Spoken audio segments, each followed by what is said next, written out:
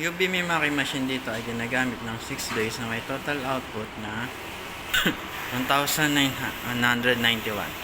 Ito ang printer head. Ito naman ang copying. Head clean. After head clean, linisin ng wiper. Nozzle check.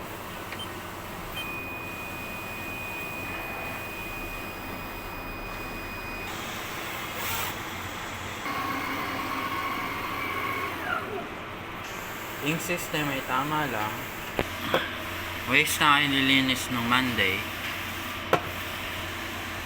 Sa stocks naman, nandito ang stocks namin. Nasa mismong machine lang.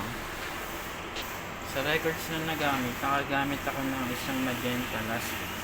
Sa daily output, naka 1,191 ako last week. Ito naman ang aking daily checklist.